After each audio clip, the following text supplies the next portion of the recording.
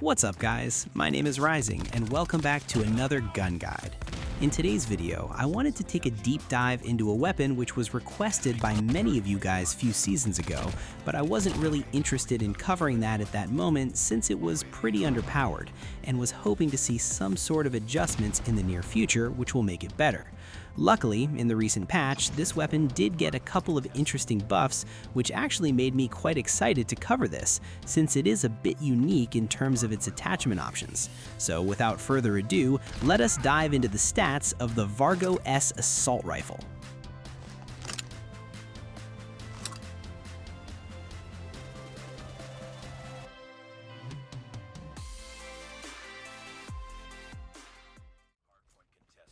The base model is ported from Call of Duty Vanguard, meaning it does have a ton of unique attachments, which we'll cover eventually after covering all of its base stats.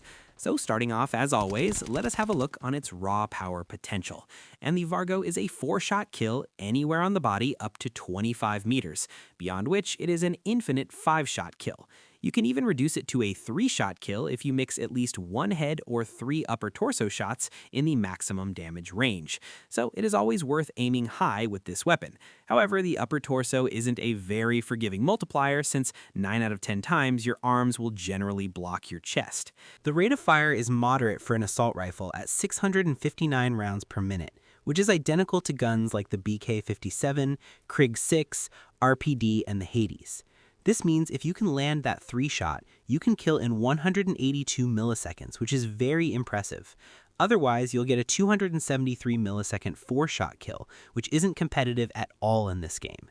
Even though you can theoretically get an infinite 5-shot kill, there are a handful of factors that limit its range potential, one of them being its bullet velocity.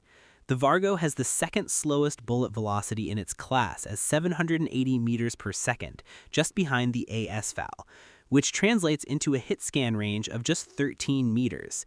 This slow bullet velocity completely counteracts its range capabilities, meaning it'll be very difficult if you want to challenge those encounters. As for accuracy, the Vargo doesn't really have a very good bullet spread, which is another factor that limits its range potential, so it's better to stack attachments that help in this regard. As for hipfire, the Vargo is again below AR standards. It isn't terrible by any means, but it's something you should keep in mind if you're in the middle of a gunfight and want to hipfire your way out. Its hit flinch and bullet impact are standard for an assault rifle, which is fair enough. And now let's get into our recoil, which is another factor that highly limits our range potential. The magnitude is extremely high, and so is the climb rate. On top of that, it isn't a unidirectional pattern either.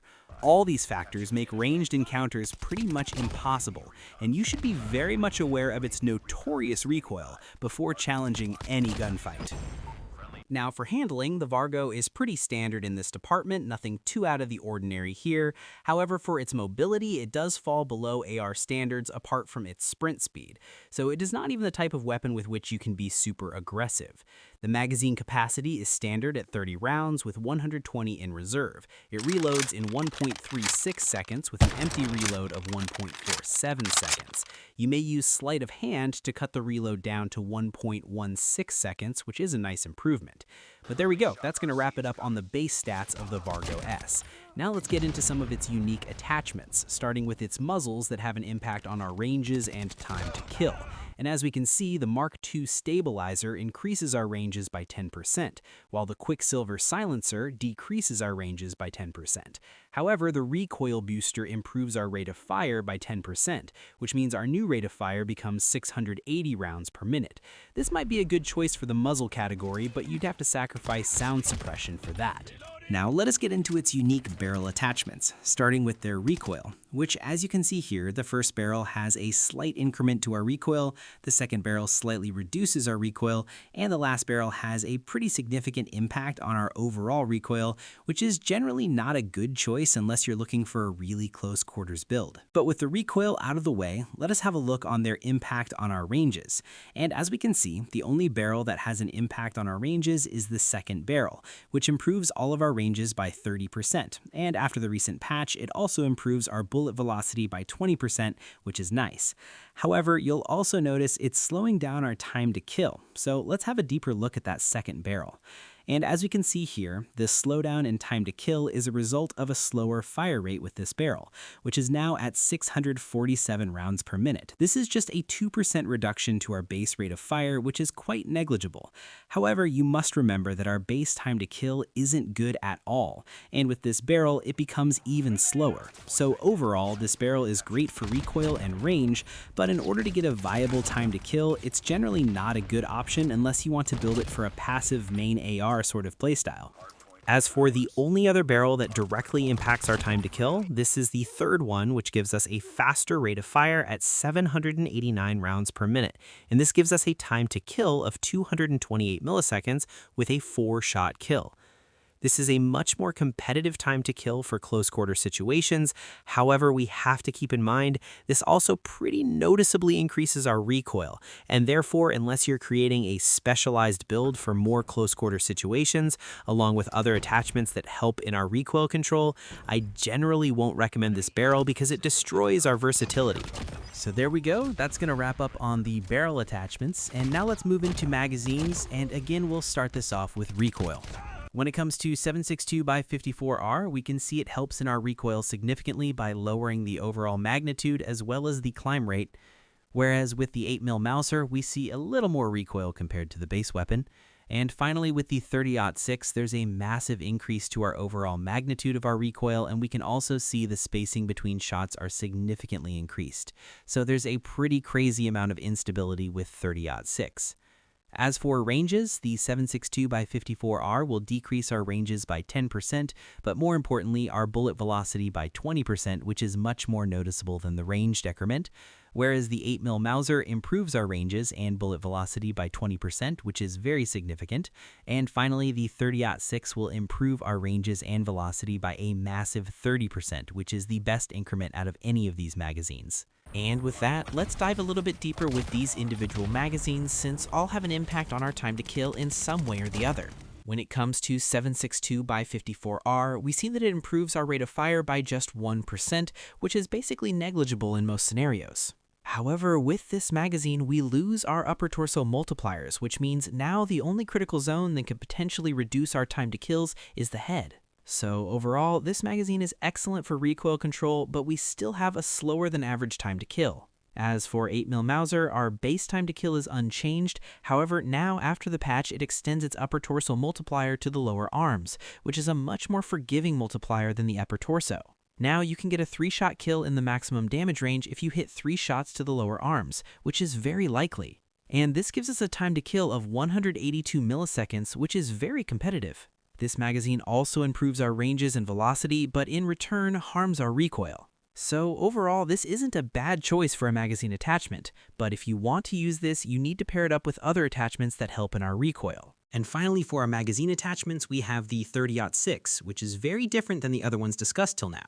With this now, it is a 2-shot kill in its maximum damage range where you have to hit either one head or 2 upper torso or arm shots. This sounds extremely promising until you consider the fact that this magazine slows its rate of fire down to 279 rounds per minute. This is by far the slowest full auto rate of fire in the entire game, and in fact it is slower than all the other semi-automatic marksman rifles, as well as the semi-auto conversions for guns like the AS-VAL, AMAX, and the LAG-53. So if you miss even a single shot with the 30-06, you'll add 215 milliseconds to your time to kill, and in the current state of the meta, most guns can kill you even faster than that. So in most circumstances, you'd probably die before you can even land your shot on the enemy. And for this reason, I consider it to be one of the worst attachments to ever exist in this game. In case if you're wondering what happens if you combine the 30-06 with the barrel that improves our rate of fire, well, this is what happens.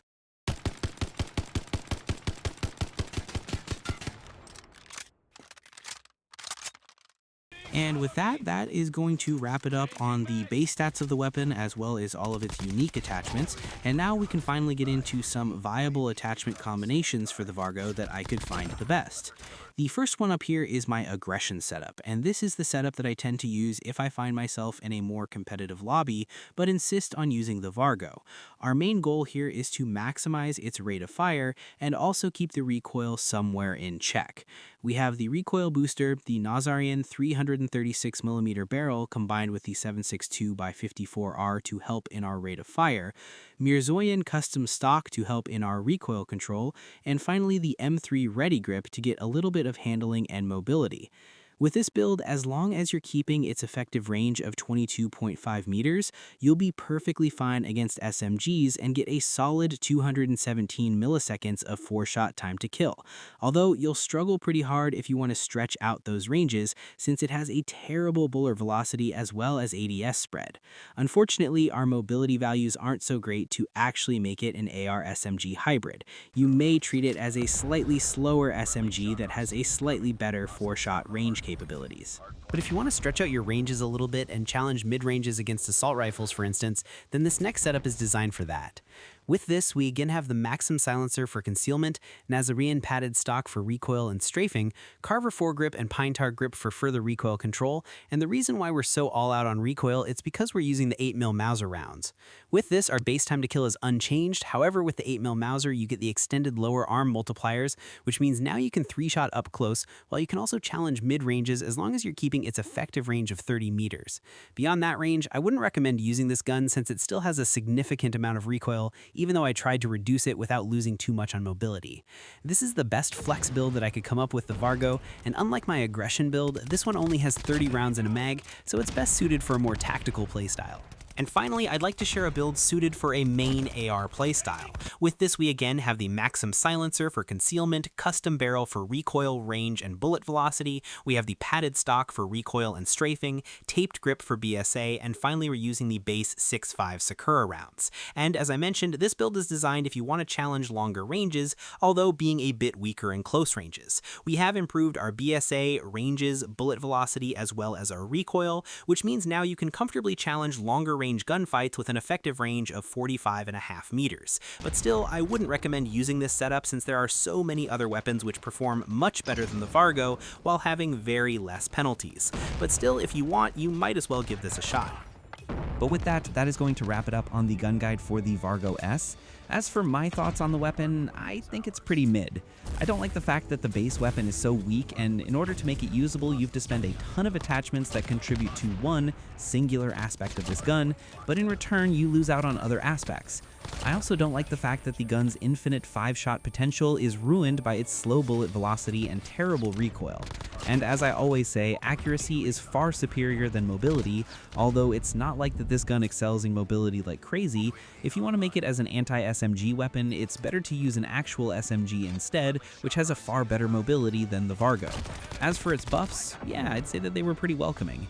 If not for the bullet velocity buff for the barrel and the damage multiplier buff for the 8mm Mauser, I'd be sticking only towards the aggressive build. But hey, now at least we have multiple ways of using the Vargo, I guess. But of course, those were just my thoughts on the Vargo-S. Now, I'd love to hear from you guys. What do you think of this weapon? Do you like it, hate it, or just manage to get it under control? Just let me know all of those in the comments down below. In case if you've missed any of my previous gun guides, I'll leave the links of the playlists in the description of this video. If you want detailed analysis and builds for all the weapons in the game, then join my Discord server, which we recently did a revamp in terms of aesthetics and accessibility. So if you want to have a chill time or want to have any discussions with me, please don't hesitate to join. Also, comment down anything useful if you found in this video, or maybe even suggestions or recommendations that you'd want me to do for this channel. Make sure to subscribe if you're new around here and want to see future content, and leave a like on this video. And I'll catch you guys on the next one.